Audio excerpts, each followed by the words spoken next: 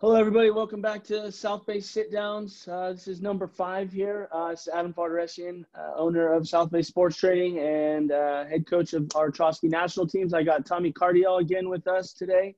He is the director of our junior high programs as well as one of our national team coaches. And we're pleased to have Coach Thomas Eager with us today, a friend of the program, someone that I've gotten to know over the course of my coaching career and consider a friend. Tom is a Northern California guy. He played his high school baseball at Merced High School, going on to Cal Poly San Luis Obispo. From there, drafted in the 5th round by the St. Louis Cardinals and played 4 years of professional baseball before starting his coaching career. So, Coach Eager, good to see you, man. Hey, how you doing? I appreciate it. You left out that I started my coaching career with you. Absolutely. Getting to that. That was one thing I definitely remember having met you was our interview. I still say it, and I say it to this day, the best handshake in the biz, man. I think that handshake's got me in trouble a couple times. Well, I'll tell you this. Our kids, I learned from you the rolling of the handshake. Yeah. Our entire program knows that Coach Eager has rolled Coach Vart on several occasions. It's like I was taught as a young age by my dad. I'll never forget. It was I think I was in 3rd grade and we just moved and he took me to go meet the new teacher. And I was shy and, I was sad that we moved, left all my buddies. And I kind of went like limp wrist, like head down to shake the teacher's hand. And we got in the car and man, he just ripped me. And he's like, you look him in the eye, you squeeze hard. That's how I taught you. And you don't ever do that. And I was like, and from that moment on, I was like, all right, in the eye, firm heart. And when you're in 3rd grade, squeezing hard, it's like, it's still weak. And then it's kind of always stayed with me. And you don't realize how much stronger you get, but yeah, I know I've gotten some trouble with some too many firm handshakes every once in a while, especially maybe after a loss when we got to shake coach's hand. I can attest the grip strength's pretty good, pretty strong. So hey, a couple things. We talked a little bit about you starting your coaching career. You've had a couple stops now. Started your college coaching career at Cal Poly, moving on to Stanford and actually Cal before that. So a couple things with our kids. We have some high school guys and some of our junior high players watching this. Give us an idea of what you're looking for as a college coach in a recruit. I think, like anything else, I think everybody would just say the same thing. It's like just someone that, goes out there and hustles and does certain things. And, I can't get too deep on that conversation about exactly what I specifically look for in that nature. But I think as a whole, and just as a grasp of it, I think you're just looking at the kids that play hard and that play the game the right way. I know it's easy, pretty simple. It's a simple message, but I think when you're looking at, anybody that's playing baseball, I think you want to see the competitiveness and the enjoyment and, the intangibles of how they play the game. And then, everybody has their own needs and wants. And then it's just kind of going from there and what fits the team. It's great. Would you say, so that's one thing I know we were talking about before. Would you say that you have a specific kind of player that you look for in particular? I think it changes with program to program and everything else. Of course, at Stanford, there's the academic portion. That's something that we always look into first before we do anything. But, I would say the one common word that I always look for is the competitive person, right? Is someone that's willing to compete and competitive and will do anything not to lose. And I think that usually comes out more so than anything else when it comes to hopefully delivering a championship program is having a competitive team. And, the skill set may be lighter than some other kids and it may be different than other kids, but I think, if you have that competitive nature, you're going to get yourself to that point where you're going to hopefully maximize your ability and that stuff will always, stay true. And, I learned that at an early age. Growing up, we had a core of friends I grew up with from 3rd grade all the way through high school. And we were all very competitive and pretty good athletes across the board. One of my best friends went to play baseball and water polo at Davis. And the other one got drafted out of high school, I want to say in like the 18th round. And, the three of us were pretty competitive with each other going forward. And the best athlete, I still say today, I play is my best friend Logan. And, he kicked our butt, my buddy Adam and I all the way through elementary school, all the way through majority of high school. And it got to the point where, Adam and I never backed down. We just kept going and kept going and kept going because, Logan's 6'7" and he's a monster and could, basketball. Everything was easy. Type of guy, you go golfing and, he'll go out there and shoot a 80 without picking up the clubs for 2 months. And you're like, dude, what is this guy?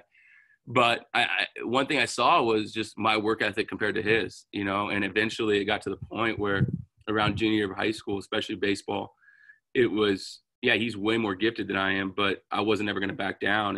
And my work ethic towards not backing down, it kind of got me to the point where, we were equals. And then my competitive natures and he took a path. He got drafted. He played like 3 years of pro ball, then came back and played junior college basketball, and then ended up playing D1 basketball afterwards. Wow. And just how gifted this kid is, or this guy is. But that was like the one thing that I saw in my own, I guess my own story was, never backing down and never backing down from a challenge. And, I'm thankful that I had, friends that were so, gifted and athletic and competitive that it challenged me. And I still believe that's the best thing is you put yourself around a bunch of people and you check your competitiveness, and hopefully it rises to the occasion. It's easier to be around people that aren't as good, right? And you're the best. But right. And I think there's some really good points in there. I mean, I know for us, that's one thing we talk about is iron sharpening iron, right? Yeah. I mean, being around quality, high level athletes is only going to raise your profile as an athlete and push you to be a little bit more successful. And at the same time, I think another part of that is who your friends are. Yeah. Right? And having like-minded goals and being similar in your hobbies, right? It sounds like you and your boys all playing multiple sports, but pushing each other, being competitive. We had a wiffle ball league that we go to each other's houses and we kept stats. And that's sick. That's sick. Everybody had their own ground rules, but I'll tell you what, almost every game ended in some type of fight in somewhere. Yeah. Like someone's getting a wiffle bat thrown at their head or something, or wiffle balls are getting chucked at you, or you get locked out of the house, or your friend's house, they won't let you in, or it was competitive. And I think, I think that's what's kind of missed sometimes in today's, game a little bit, is just that challenging moment of, it's not just baseball that you're competitive in, but it's in life. Right. And it's like no different than probably, what you guys are doing is you're trying to run the best, South Bay sports training ever, right? That you physically can do. And I think it's no different than what I'm trying to do is, I want to try and be the best coach I can possibly be. And you got to challenge yourselves and you have to be open-minded, but it's something that you have to just, instill. And I'm trying to instill in my kids. I have a 6-year-old and, trying to instill just the competitive nature of just not quitting. The other day we're trimming branches and he just stopped. And I'm like, no, we don't stop till we're done. It's just that I know you probably don't want to do this anymore, and neither do I, but let's pick up all the leaves and let's finish the job. And I think that part is sometimes you got to instill that, and hopefully kids get that, because I think they'll challenge themselves and become the best they can be. That's awesome. Those are huge things that don't get really noticed. A lot of players don't think about when getting recruited. What do you when it comes to recruiting? What are some mistakes that you think some players make often? Just in the basic. I think the biggest mistake players make is they're trying to play for the coach watching them instead of just playing. I think, for myself, it's one of those things. It's like, who are you when no one's watching, and are you the same player? And I think some of you see it, and maybe in some players, and probably I was even part of it myself when I was going through the recruiting process, is that you forget that you're just playing the game because you love it and you want to win and you want to beat your opponent. You're not playing for anybody watching you in the stands.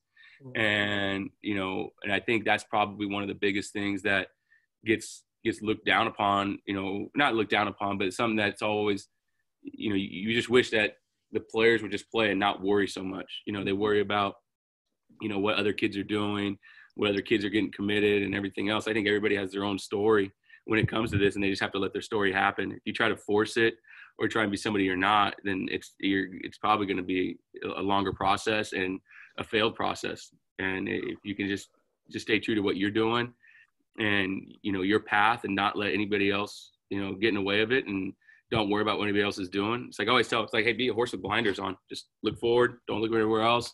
And your ability is going to speak for itself eventually. Oh, I can attest that, that's kind of how you recruit. I mean, you're a guy, you're not front and center behind home plate always putting your radar gun out and beating you. You're the guy that'll be down the line. Yeah. That'll watch guys from the bushes, right? From Yeah. behind the outfield fence. And I think, you kind of touched on that where, you want to know what they're like when coaches aren't around. Are they like, are they the same kid every day versus one that, plays up when coaches are there and doesn't quite care as much unless there's a recruiting stake in it for them. So, I'll go out a lot of times without wearing any logos. You know what I mean? I just go out there in regular street clothes and just go that part. And it's just, because you want to see that part of it. And two, you don't want to get crushed by parents. I guess that's the biggest thing, but, right. But, that's part of it. And, I don't know. I mean, it's nature of the beast. And, if I could give any advice, just, if college baseball is what you want to do, and which when I was growing up, I didn't even know, Major League Baseball was like the whole draft at a high school thing. That was never like in my head. It was like college baseball, and growing up, it was like watching Fullerton and Long Beach, it's like, those are like the Mecca for me. And, watching those teams in the College World Series, like that's all I ever thought of was playing college baseball. And, I didn't get recruited by either one of those schools, but going to Cal Poly, it was one of those things I saw that they were – I didn't even know conferences when I was in high school. I didn't know anything different. And I saw that Cal Poly's in the Big West against Fullerton and Long Beach. I'm like, well, if they're not going to recruit me, then I'm going to go there and beat them. It was one of those things. And it had nothing to do with anything else, but it's just, enjoy the process and just play baseball because you love it. And college baseball to me is probably the most fun, pure, sport you can do. And then the family, everybody – the relationships you meet, from your teammates, and you can attest to that too, Bart. I mean, they last a lifetime. I mean, you can have a player call you or a teammate of yours from college call you that you haven't spoken to in 2 or 3 years, and you're going to pick right off where you've been. Absolutely. And that's one of the coolest things to have. And, for me, it's like I have a family of, 35 to maybe 45 players I played with in my 3 years at Cal Poly that it's, hey, I may not talk to them for a while, but when we see them, it's like we don't miss a beat. And there's that love of when we competed together. And, I know some high schools are they have that ability to kind of create that atmosphere. But, I think college is kind of the last time you can really feel that, because when you go to pro ball, that's a different game. Right. Definitely more on the individual side and playing for yourself rather than for a group of guys or for a team necessarily. But, we talked a little bit about the recruitment and you obviously have over your coaching career recruited a whole lot of guys out of our program. Whether you were at Cal Poly, Cal, or now at Stanford. Some of them, you might have actually met when you first started coaching with us here at South Bay in Cali. But a couple of those guys, and you talked about having great relationships, and that's one thing I obviously aspire to have with all our guys. But, the Americans, for example, we had them on last week. We talked about their difference in the recruiting process, so different in terms of Kyle's having to grind it through it. And to be quite honest, you were probably one of the first, if not the first guys to really see what he truly was as a player. Tell us a little bit about that recruiting, whether it's recruiting Americans or any of the other guys. Well, I think when you're a recruiter, you trust your inner circle of people that you know. And so I think that has a lot, a part to do with this. You have a handful of coaches that you know, and high school coaches that that you really respect and you value their opinions. And then, with Kyle, man, like from an early age, you just saw a fighter. Like he wasn't the most toolsy guy. He didn't really throw correctly. It didn't look clean, but it was like he had that fire in there. It's like he was going to fight you to win. And if you saw it over and over and over again, and you saw it in practice, and I was able to see him and Stevie Broom and when I was working for you, I got to throw them BP, before I started coaching, and I was working for you when I was still playing pro ball. Like you saw those guys and you're like, man, these guys are gonna be good. And you get to see just that conviction that they have when they play. And, Kyle, was one of those guys that's like, okay, if he ever gets a little bit bigger, well, he didn't get this much bigger, but he got bigger, And so it was one of those things like, man, if this guy can just keep doing and keeps the same mentality, he's going to be successful. He's going to be successful because, the only thing that's going to get in his way is probably wanting it too much. and it's just trying to coach that out of him, which anybody would, I don't know if that you can say wanted too much, but it's like just being too hard on himself or that. It's like, just dial him down a little bit. And, like I said, I loved it. I mean, he's left-handed, he's strong. I didn't know, he kind of profiled as a second or third baseman for me, maybe even first base. Definitely didn't think he was going to play short, but he ended up playing some shortstop at Cal Poly. But it's just, he was one of those guys I saw. I'm like, okay, if he's on the field, like, I know I'm getting everything that he has, and I'm willing to go to war with him. And, had a pretty good career there at Cal Poly. And, Nico's different. Nico, like you said, Nico kind of was on the scene pretty early. And, in fact, I was trying to get him to Cal, but I kind of lost that to Cal Poly when I transitioned over. And he went to go play at Cal Poly, which I'm happy for him. And he gets to play for Larry Lee, who is one of my mentors and, almost like a father to me. So it wasn't a bad decision on his end of it, but it's so fun, like you said, but everything's different. But at the end of the day, Kyle is playing professional baseball now, and that was his dream of his. And so everybody has their own path how they get there. But I think with Kyle Maricons, man, he was fiery. And as far as I never got to coach him, which was right. I never got to coach him. We got him committed there, and I ended up leaving to Cal the following year. But he was a fighter, and you attest to that too. I mean, you stood by him, and which makes anybody feel good when someone that you trust, puts their name on a player. It's like, okay, he trusts, he's with him day in, day out. I see the same things, and let's move. Well, yeah, I remember that because Kyle was always one of my favorites, just for a lot of all the reasons you just named. So I remember when you were like, yeah, you know what, this kid can play. I was pretty fired up. I was happy, that someone else saw what I saw in him. But it took a while. Not everybody saw it. Not everyone valued it quite as much. I give Kyle a lot of credit because I loved, as when I was working at Cal Poly and being, primary pitching coach, but I still recruit, everything. It was, and Larry's very meticulous on the kind of hitters he brings in and, how they look. And I knew Kyle, the swing, I thought the swing was going to play. I thought the swing was there, and I wasn't worried about that. I thought it was more like, okay, what are we bringing him in as? What position? And is the throwing ever going to – because the throwing wasn't ideal, right? It was a little funky. But he got the ball across the diamond, and he played with a high motor. So it was like you just got to look past it. And I think – like for me and like Larry, it took Larry a couple times to see what I saw. Like Kyle's one of those players, you go to a game, you may not like it. I'll still never forget at area code tryouts. Kyle hit more home runs at area code tryouts than anybody else, and he fielded all the ground balls clean, and he still didn't make the team. And I was like, that's, but it's just because maybe on that one day it just didn't pass the eye test of what some of these guys. But if you see Kyle over a period of time, he's going to pass the eye test for you. And it's just, that's what I'm saying. Everybody has different routes, but that was, it took some time, but I was happy when Larry let me pull the trigger. Right. That was one thing we talked about with him is he had to prove it every single day. Cause it didn't necessarily look the same as everyone else's, but he has, and that's one thing, it's kind of a running joke in here. No knock on area code. Obviously we've had a ton of area code players and a lot of respect for, what they provide our players, but from what I have gathered, I think he took 7 swings, hit 5 of them out, and didn't make the team. Yeah. So, had they seen him over the full week of area code at the end of it, every single scout would have been like, Kyle Maricons is a dude. He probably doesn't want to hear me say this. He wasn't on the area code team, and I had to make a bunch of phone calls to the scouts. I'm like, just put him in there. Like, and he was a late ad. Tryout? Yeah, I think he had he was a late ad. It's right in as just to get him in there because. For me, I think area code is awesome, but it's like he deserved a chance to be on the stage with what they think are the best players in Northern California. And even though he didn't make it, I think people saw that and he gained some respect across the people up in Northern California, like what this kid can do.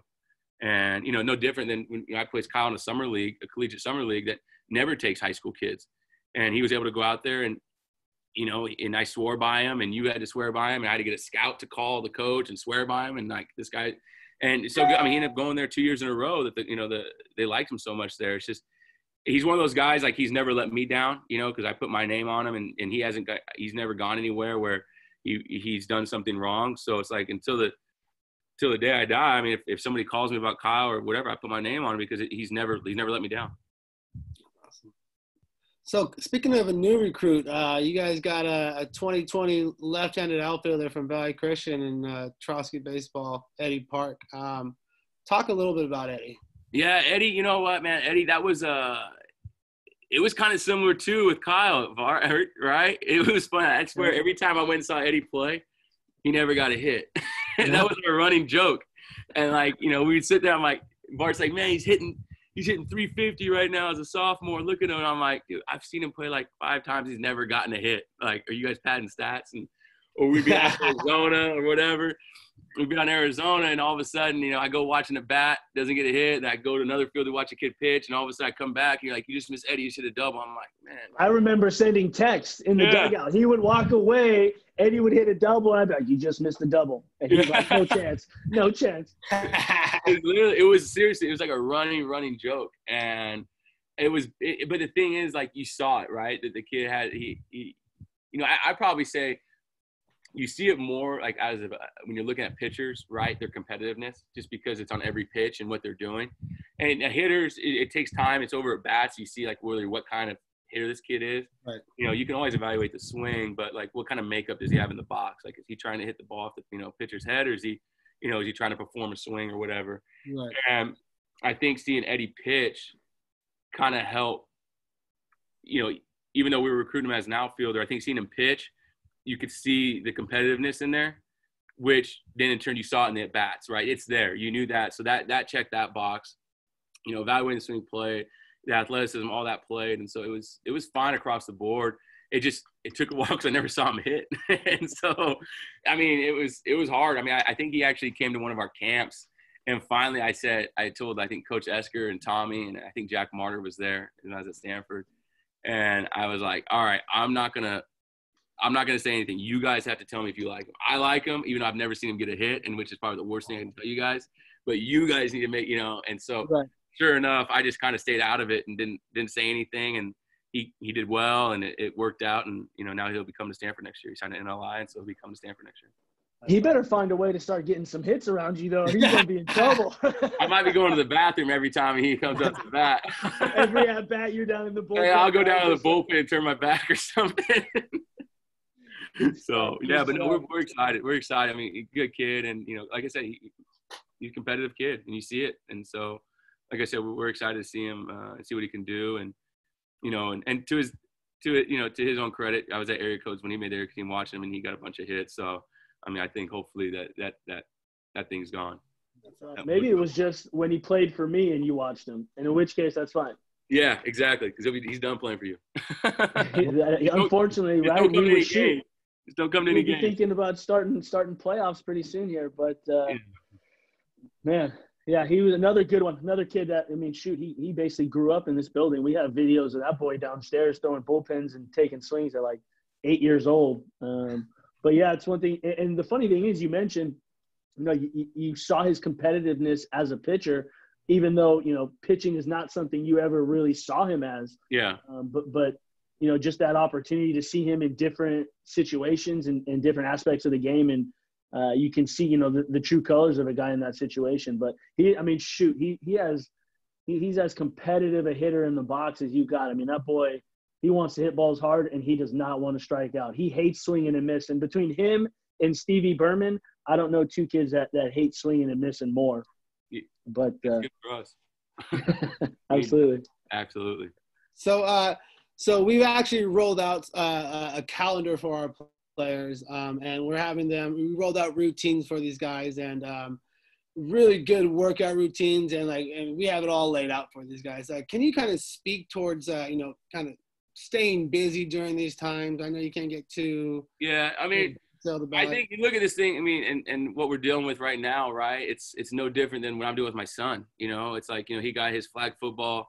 You know, he's 6 years old, and he got his flag football tournament taken away from him. You know, they were undefeated, and that got taken away from him. And then all of a sudden, baseball got taken away from him, right? And so, I live right across the street from elementary school, so we were on the field and we were hitting ground balls. But then now they locked up the school, so you know, I feel the pain of a lot of these athletes and what they're doing. And I think, like anything else, it's time to get creative, you know, and find ways to do things. And two, it's now work on the things that you're probably really deficient in as much as you can, right? Because it's always fun to work on things that you're good at, but love it. Work on things that you're deficient in, because two, it's great. Nobody's judging you because nobody can see you. So, you know what I mean? It's like, good point. If there's no, you shouldn't have any fear of failure right now. And, you know, whatever you can do and whatever you're able to do within the confines of what you have at your house or what you have access to, you know, I would say try and do as much as you can. You know, for me, you know, shoot, I haven't tried to get in shape and probably since after our first child. And now it's like my wife and I are just, hey, we're going on runs and walks, and, you know, we have a Peloton that we're riding in the house, and, right, you know, trying to do things and doing things I don't like doing, which is running and riding a bike. I'd rather lift weights, but it's getting creative with it. And, you know, for us, like, you know, myself, we have TRX bands we hang up and we do those things. And, you know, for my son, like for hitting, you know, we only have so much wiffle ball that we can play, and we play a lot, but, you know, I hung up try to make a game out of it. I put a rope in my garage in the ceiling, I put a ball on it, and I literally swing it at him and make him hit it. And then I make him hit it coming back down. So he has another, you know, 2 planes, so he can go swing this way and make sure he doesn't get 2 under. And, you know, it's just trying to make games out of it, and, you know, spin the ball in different ways. He's got to hit the ball moving. Now, granted, he's 6, and maybe some other people, you know, older kids might think it's boring, but if anything, it's just training hand-eye and just different ways of training to maximize your ability. You know, I know Coach Esker always talks about wall ball with a lacrosse ball, and find a wall and do, you know, whatever you can do. And I think, you know, at this time, it's trying to find ways, the most creative ways to do things, and to not get in the lull of being on the couch, right? And getting, you know, playing video games and all those things. And hey, we're all victims of it, right? We've all done it, but it's finding that challenge that get yourself outside some way, some shape or form, where you feel, you know, that you feel safe doing, and trying to get some work in, you know, even if it's an hour a day and broken up throughout the day. I think anything you can do like that would be huge, you know. And it's hard, but because there's no routine oriented, right? And I think that's the one thing, not just, I think the biggest, when I think about this, like athletes in general, right? And I think right now where we're at, everybody wants to be told what to do, right? Hey, what's the magic potion to hitting? Right. Is it this? What's the magic potion to throwing hard? And you're always waiting to find things told what to do. But like if we go back when all of us were younger, you know, how did I learn to throw a breaking ball? I don't know. It was with a wiffle ball taped with athletic tape. You know, nobody taught me. It was like, how do I make it spin? You know, and right. how do I have mechanics like Greg Maddux? You know, that was like, you know, that was something that you mimic him. And, you know, and then wiffle ball was like, okay, I'm going to be Griffey, even though I'm right-handed, you know, and may not swing it. But you're putting yourself in different positions to do things, which in turn makes you more athletic, right? You're not just trying to be a cookie-cutter approach. You're trying things outside the box. And I think the more we can do that, and not necessarily, you'll find out more stuff about yourself than you will anybody telling you. Right. And, you know, I mean, Bart, you can talk to, like, as a pitching coach, and no different than me, I mean, I'd be lying to you if I had all the answers. You know, a lot of it's like, what I tell my guys is suggestions. I'm just telling you suggestions. Like, you feel what you feel. I'm trying to put myself in your position. But at the end of the day, these are a lot of suggestions to get you to do what I think is right or what you want out of it, but you have to feel it. Yeah, very, very similar. Yeah, I mean, I feel the same way. And that's one thing I kind of lay out to guys is it's like a buffet. Yeah. You know, you have all this information available to you. You have all these drills and ideas of what perfect mechanics are, whether you're on the mound or hitting. But really, like you said, suggestions are huge. And when you talk about the buffet, you don't go to the line in the buffet and throw everything on your plate, right? You have things that you like specific that work for you, that you enjoy, that, you know, as a baseball player that have helped you develop and helped you move on. Same kind of deal. You know, there is no quick fix. There is no potion like you mentioned for it. A whole lot of trial and error, right? A heck of a lot, you know. And I mean, even when I was playing, I mean, every offseason in pro ball, I had a different throwing program, right? Because I'm trying to find the best one, I think, for me. And I think, but you have to be willing to trust yourself enough that you can get into a position that you're comfortable in, you know, like wherever you're at. But you got to be able to make changes or make adjustments, but you always have your foundation. You know, it was, you know, I was talking to like Descalso and Haniger, Daniel Descalso, Mitch Haniger, when they were hitting at our field one day. And we're talking about hitting. And I said, what would be some advice that you would give anybody like in high school or college, right? Like if on hitting, you know, because they were out there working on swing, all this stuff. And they're like, learn to hit the ball hard every time. You know, and now, hey, you can't hit hard every time, but that's your goal.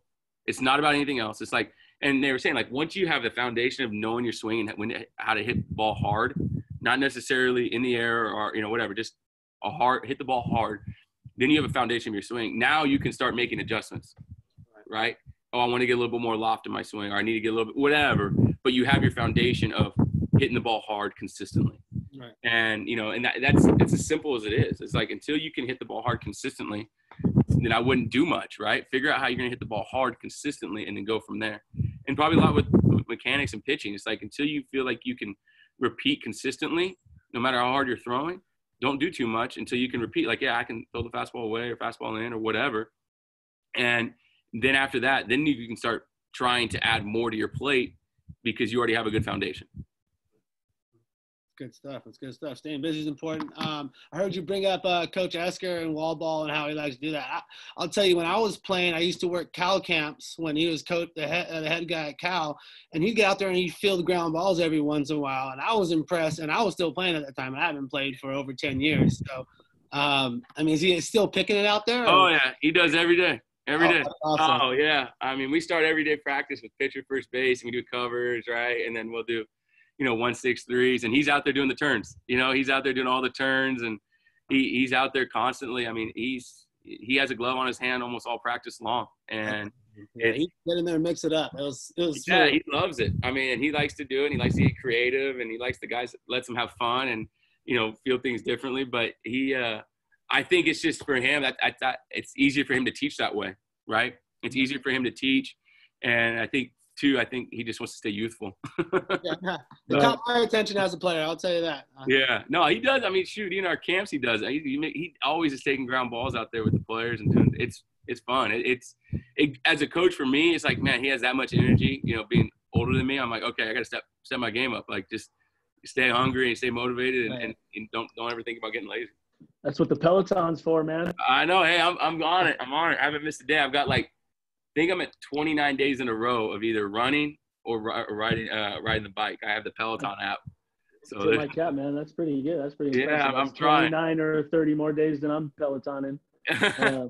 But watching, I mean, being a player and having a coach go out there and work with you, and I know that's one thing for us. We always talk about, like, we're not asking players to do anything we wouldn't do or haven't done, but mixing it up with the guys is always pretty fun. I don't know. What are you doing? I know you probably throwing some. Yeah, man, I've been throwing. I throw our sim games quite a bit, which is fun. You know, we get up there and I'll get the mound. I'll put the portable mound, probably like right around like 54 feet. I'm not strapping on. But early when I first started coaching, when I was volunteering and stuff, like, I would actually cleat up and go out there and pitch and try my best, and as much as my elbow would let me handle. But now I do it about 54 feet. And then, we have all the Rapsodo stuff out there. So we'll like try and mimic. We have the whatever formula they figured out, like what 54 feet at this velocity is really like. And so I go out there and then it's a game. You know, I'm competitive. You know, they let me mix it up and, throw whatever I want. And it's fun. But that's when you really see the competitive juices flowing off those players, because they're trying to beat me. And it's, and I, talk a little smack to them and let them know, hey, when you get a hit, it's got to let you hit it, and it's one of those things. But it's good. Defense was getting bored, man. Defense was getting bored. Right? Had to two-steam it. Hey, Bart used to catch your bullpens, right? Huh? Bart used to catch some of your bullpens, right? He caught the bullpen. I tore my elbow on. I wasn't going to bring that one up. I was not. I mean, I didn't know that. Yeah, no, we were down in the dungeon. I was throwing. I was getting ready. And it was, too, it was one of those things. I kind of made a commitment to myself. I got protected on the AAA roster. I'm like, okay, hey, this is my last year, man. If I don't either make it or get put on the 40-man at the end of this year, the coming up year, I'm done, right? It was kind of in my head. And I think it was like January, 6th or 4th or something like that. It was right after New Year's. And I started my throwing a little bit earlier because I was trying to make some mechanical changes with my delivery. And we were throwing, and I was throwing, and the ball was coming out. I was feeling good, and I'll never forget. I threw this one slider, and, man, I kind of got outside of it, and I just felt it, and I was like, oh, crap. And actually, me tearing my UCL got me out of working there, because then I took the volunteer job or director of ops job at Cal Poly because I did my degree. All true. I mean, man, I still remember that. You throw the pitch, and I look up, and you're like, something's not right. Yeah, I think I'm done for today. And I'm like, cool, man, no problem, no big deal. Anything you need. Yeah. And then next thing you know, I think within a month, this guy's a Division I college coach.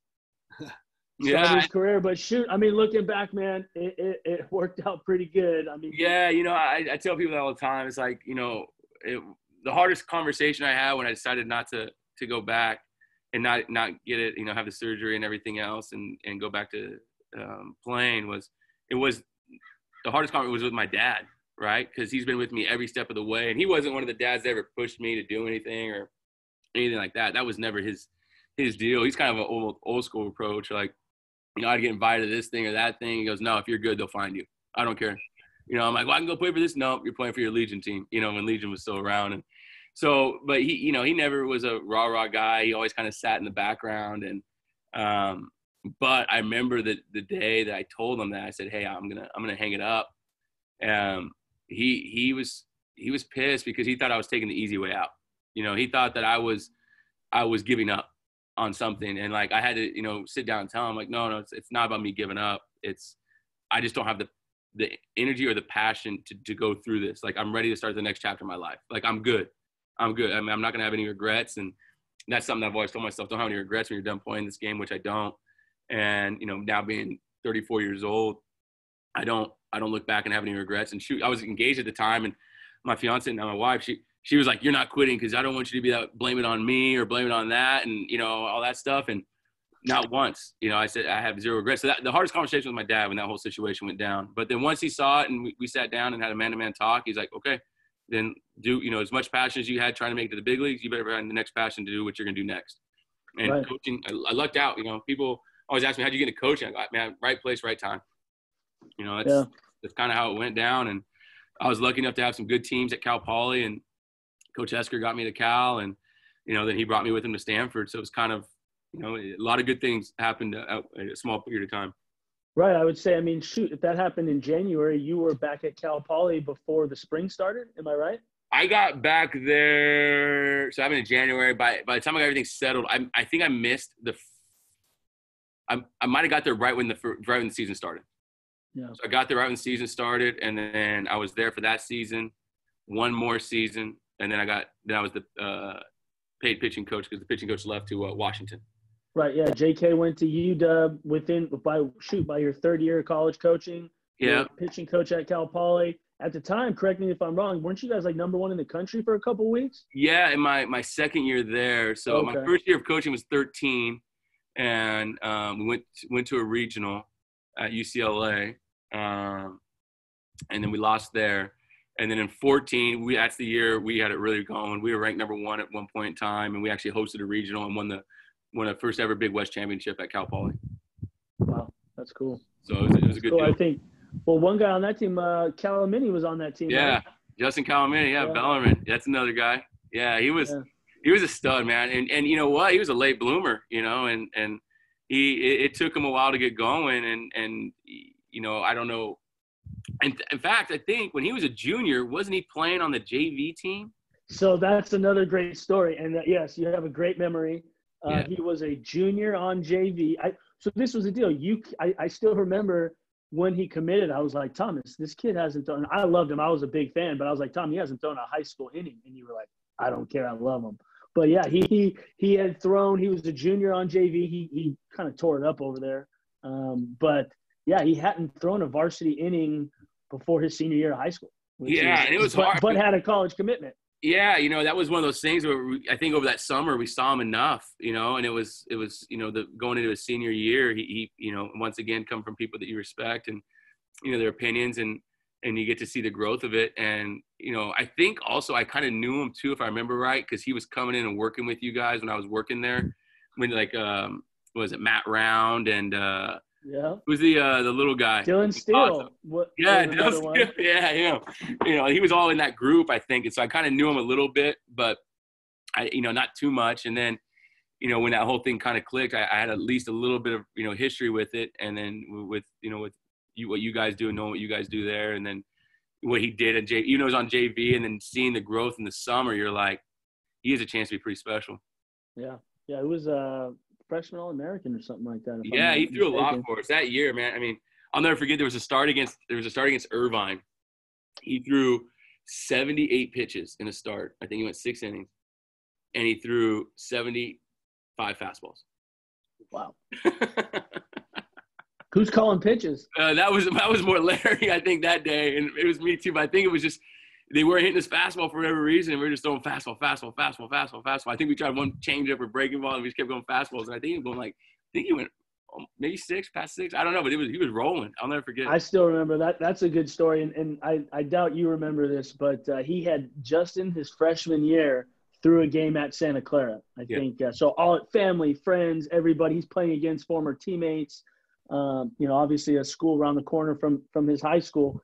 7 innings, something like 12 punch outs. He absolutely dominated. I remember you guys walking back to the bus, and I'm over here talking trash, right? And I'm like, hey, Eager. Well, hey, our boy did pretty good, huh? You're like, yeah, he did pretty well. Like, hey, it would have been better if he had someone that knew what they were doing, calling pitches. And you look at me like, shut up. And Larry Lee turns around, he looks at me, he goes, that was me. I'm like, dude, Coach Lee, I'm sorry, man. I was just trying to bag out. This is a true story. I was right there. I remember that. I was like, oh shit. But it was like, yeah. It was, that was something that you had to learn, and every coach is different, and with Larry, I had to learn how he wanted to call the game, right? And so it was one of those things where it was a transition thing for me when I first came in. It was like, I had a little bit more pro ball mentality and certain things, but he has a different philosophy on calling games. And so, I pretty much year and a half, I sat back and it would just sit there and, tell me the pitch. I'd give the sign in. And then as we started going, I started voicing, okay, we should do this. He'd be like, no. And then it got to the point, it was like a collaborative effort, which was great because it taught me another way to call a game, which for me, I have my own philosophies on how I call a game and what I do. But there's also those times, like there's certain instances, like, I'll ask my, like, what would Larry do right now? And it's like, because if I'm in doubt, I'm questioning what I should do. It's like, okay, what would Larry do? Okay, let's do it. Because I knew that's what he would do. So it's helped me, call a game in certain ways and get me through a game and just knowing how he would do it, even though it's not necessarily how I would naturally call a game, but it's just another tool in my tool belt to just kind of lean on. You think you as at least as a young coach called a game based on how you would pitch, right? Based on what you would have wanted on the mound versus maybe what that guy would want. I know for me that's something I've had to adjust to. Is early on, I think it's more how would I get this hitter out and not recognizing who I had on the mound and what he has. Right. I think me right now it's mostly about just what do I have on the mound? Who's on the mound? What are his best stuff? What is he most confident in? What is the hitter's weakness? And what are we going to do, right? And then the hard part is making that gamble, right? Hitter strength versus pitcher strength, and they're exactly the same. It's like, do we take the gamble, or do we ask the pitcher to do something maybe it's a little different? But I think that just comes in coaching and having a lot of, conversations with our players and letting them know, like, this is how we're going to pitch certain guys, or, we got to practice this, know how to do it. And, I know in the fall, I put my guys in situations that they don't like when I'm calling games, right? I'm trying to call a game that necessarily they probably aren't going to throw and that, throw that particular pitch in that certain count in a real game, but I'm trying to challenge them to see if they can do it. And Absolutely. Because, I'm always thinking like, hey, we could be facing one of our own players, but I'm thinking about how do I get Spencer Torkelson out? I'm treating him like someone else in our league. How do I get Garrett Mitchell out? How do I get these guys out that are really good in our league? Because those are guys you're going to have to get out. And this is probably the sequence we're going to have to go with based on what your stuff is. Can you do it? And so Absolutely. Yeah. I think it's huge. I probably call a way more difficult game in the fall to try and teach our guys. And then during the season, it's probably a little bit more towards the pitcher strength. Absolutely. That's great info. So, Coach Eager here, we finish up all of our conversations and all of our interviews with our South Bay 6-pack of questions that Coach Tommy fires off here at you. So some fun ones, some interesting ones. Love to hear your opinion and your thoughts on some of these. Tommy, go ahead and shoot it. Awesome. So first one, Eags, is your favorite pregame meal. You could tell us what it is as a player or as a coach, whichever one you prefer. So as a player, what was it? I'm trying to think. It definitely wasn't peanut butter and jelly because we ate those all the dang time. We got that a lot. You know what? There was this one, and when I was in AA, our clubby, he would do a good job of, it actually wasn't a pregame, it was postgame, I remember that, but it was Buffalo Wild Wings, but he did it up right. I mean, he had every kind of wing you can think of, every kind of sauce. You know, he had the salads you can make into a salad. Like, it was, you walked into the kitchen area of our clubhouse, and literally it was like, you felt like you're in Buffalo Wild Wings, and it was like you could try anything and everything. So we got that about once a month, and when that came in, you're like, okay, we're good. That's awesome, especially in the minors, right? Especially in the minors. In the minors. Now, hey, in college, we do a pregame meal at Jimmy V's Cafe, which is on Stanford campus, and so that's where we eat as a team and stuff. So I'd say that's my one in college. But for in pro ball, it was that club. Yeah, I forgot his name, man, but he did it right. Awesome. All right. Now this one's gonna have to do with music. The last 3 songs you played on your playlist. I'm looking right now because it was on a run I did this morning. Okay. So Okay. I gotta pull it up. It was because it's on my app, my Peloton app. Let me see what it was. Got to be some upbeat, right? If you're doing your running, it's got to be some energy. So it was T.I., Whatever You Like. Okay. It was Hypnotized by Notorious B.I.G. Solid. And then Gold Digger by Kanye West. Solid. Those That are the might last be our 3 three songs in the best playlist answers. I ran to. Huh? Yeah, you know what? Might be our that three has best to be answers. the best 3. That has to be the best 3. So far, so good. So weirdest superstition you've seen or heard, or even done? Not heard. How about seen or done? Oh, okay. So I was in low A, short season. It was my first year of pro ball. And there was this kid, a high school kid, who's been in pro ball for about 2 years, but we were on the stream. He's and he was one of the starting pitchers, and he had like 3 bad starts in a row. And he always like, man, you got your tits lit, whatever. And so he was starting, and he comes out of the bathroom with his shirt off, and he took a Sharpie to his nipples and colored them black. He said, hey, it's charcoal. They can't get lit today. I was dying. I was like, man, I haven't been that low yet. Oh, man. How did that start go? I think he threw all right. I don't remember, right? Yeah, I do I just remember remember that. I'll never forget him walking out of the freaking bathroom. That's awesome. The problem with that is if you do throw well, you got to do it every time. You're forced to sharpie your nipples on a weekly, every 5-day basis. I'm just thinking about scrubbing that thing off, man. That'd be hurting. You know what I mean? You're gonna leave that thing off. That's a slippery slope. I know. But yeah, that was that was one that was pretty good. That's awesome. All right. Let's hear about your favorite road trip that you've taken when you were a player. Trying to think what was one of the best ones.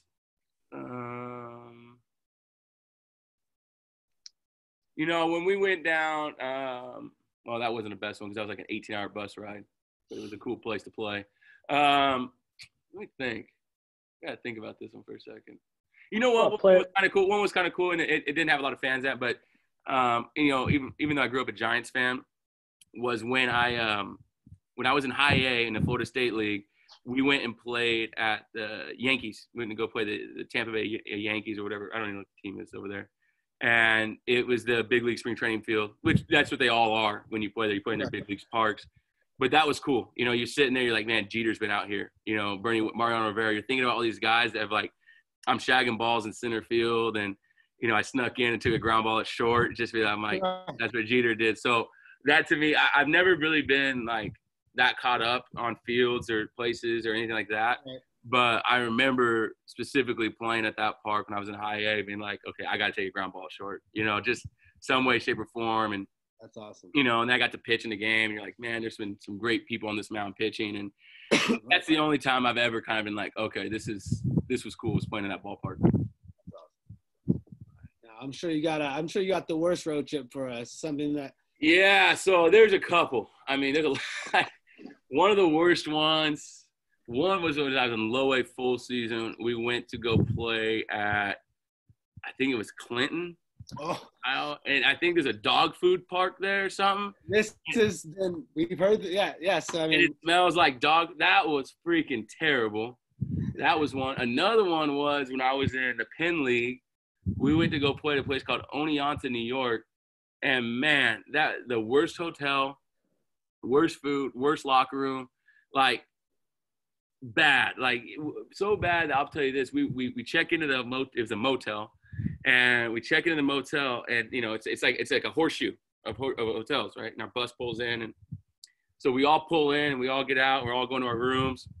We all get in, and we all kind of flick the lights on. All of a sudden, there's a boom, boom. Everything went out. There's no it couldn't take all the lights on at once. There's something. It went out. The bed. It's the only time I slept in my clothes ever. I laid towels down on the bed. It was just like that might have been the most disturbing trip I've ever been on as far as like overnight there. And then there's like 2 or 3 trips in AA. The fields are all great in AA, but it was the bus trips, man, like 18-hour bus trip, like your day off and you got to leave and switch buses. Drivers. Those were some of the worst ones. Yeah, I'll tell you, Clinton has been a pretty popular answer with the worst road trip. Like I said, I think we had 3 people talk about Clinton so far. Yeah, man. I just you pull in, you start getting the smell. You're like, what is it? And I think it's like where they make dog food. Like there's a plant here that they make dog food. From what I hear. And it's just this worst smell that it's the whole time. And you're just like, what are we doing? And yeah, so I can't even tell you what the field looks like, but I just remember that was bad. It does, because it doesn't matter what the field looked like. The smell was atrocious. Yeah, that was not fun. I mean, I'll tell you this, my first start in low A full season was after my first year of Pro Bowl. I've never been so cold. It was snowing in one of the games. Like I was sitting there and like jump roping between innings. You couldn't even break a sweat. That was one of the worst games I've ever pitched in. Okay, so last one for us. And more so kind of we want to hear the worst recruiting story that you had for us. That you can talk about. Let me see. I mean, all right, well there was one it was happening not too long ago. A coach told me this kid was pitching in a game, right? It was in Arizona. And the team was playing a morning game and like a 2:00 game. And he told me he was pitching in a 2:00 game. And I double checked in with them. That was like a week before he said he's going to play in that game. And then like 2 or 3 days before the game, I asked again. He's like, yeah, he's still in that game. So I got a flight. And so instead of flying out the night before, because it was in the morning, I was like, I found a flight that got me there like at 1:00. So as I'm boarding the plane and it's taking off, I get a text from the coach saying, hey, I had to throw him in the morning game. I'm already on the plane. Wow. So I flew to Arizona. I went to the ballpark, and I was okay, is there anybody else out here I need to see? There was another kid I kind of needed to see, but I ended up going there. I was so pissed. I ended up just getting a flight and going right back home. I flew to Arizona. So that's a similar question or similar story to what we were talking with Gabe Rivas about. So did that affect the way you recruit those players moving forward? To me, it wasn't the player's fault. Right. And so that specific player, maybe that organization. I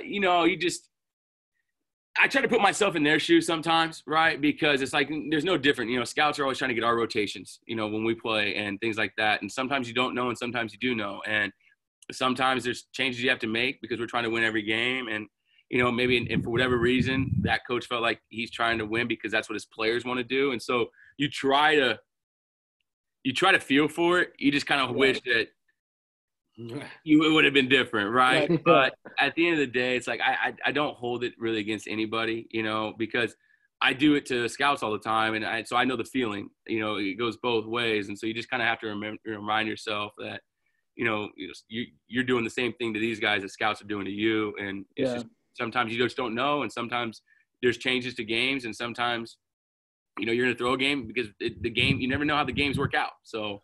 Well, good for you. Some of us hold grudges a lot more than that. So. Yeah, right.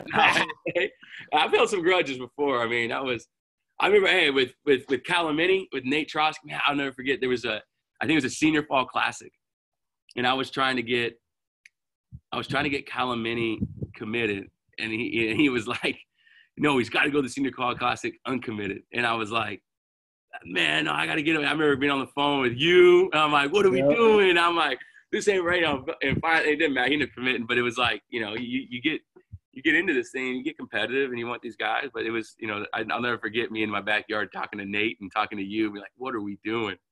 Well, I remember thinking if he gets to the Fall Classic, you might not get him. I understood where you were coming from. You're like, that boy can't go to Arizona. If he goes to Arizona, everyone in the country is going to be on him. Yeah. And so there was a little bit of pressure, on him to make a decision. But great decision. Pitched there, drafted by the Rockies, so it all worked out for him. But I definitely remember that one. I know. I get a different type of side. You get competitive, and you're trying to get these kids, and because you work hard and you're trying to build a relationship, and then all of a sudden, which that was might have been my first year recruiting, or I think it was my first year recruiting, and so it's like you still learn. You learn a lot, and what I've realized too now, it's not so much anything else. It's like, hey, kids are gonna go where they want to go. At the end of the day, they're gonna go where they want to go, and you just gotta. You got to live with it. And, I've got a lot of no's before and now it doesn't bother me so much. Right. You just like, okay, next guy, there's a lot of players out there and just keep going and keep fighting and keep going and you'll find one eventually. You find it. And I know this goes outside of our six pack. You find it easier to recruit out of Stanford now? I mean, cause it's obviously a worldwide brand, one of the best baseball programs in the country. Obviously academically, it's, a lot to be said. I don't. A lot of people ask me that, and too, even before, when I was at Cal and Cal Poly, I always thought the same thing. Like, Stanford's got to be the easiest job in the world to recruit, but it's not. It really isn't. There's a lot of factors that go into play here that doesn't happen in a lot of other schools, and so it tends to make your pool a lot smaller, and you're still dealing with the same 11.7 as everybody else. But we're also at a private school, so it's different, and so there's a lot of factors that get weighed into this thing, and you definitely that's why I think we recruit nationally, right? We have to recruit nationally because our pool of players that we're looking for is much smaller, right? It's from all the factors it takes that it needs to get admitted to Stanford. So I don't say it's necessarily easier. It's a lot more travel, and it's a little bit more time consuming. And how we have to go about it, just because, we have to really do our due diligence across the board to make sure they check all the boxes that we need to get checked before we even move forward on the recruiting part of it. Good stuff, man. Good info. Appreciate it. Well, I know you're a busy man chasing after three 6 and under year old boys. So we'll let you go, but can't thank you enough for taking the time to sit down and talk with us. Give us some info and help our younger guys get a better sense of what they're up against. So appreciate you, Tom. We hope to talk soon. Hopefully when we all can leave the house, we'll meet up. Yeah, as always, guys, man. Bart, a lot of respect for you, and thanks for hiring me when I was unemployed. So I always owe you. I appreciate it. No problem. We'll take all the Thomas Seegers we can get. All right, man. I'll catch up with you guys. All right, take care. See you.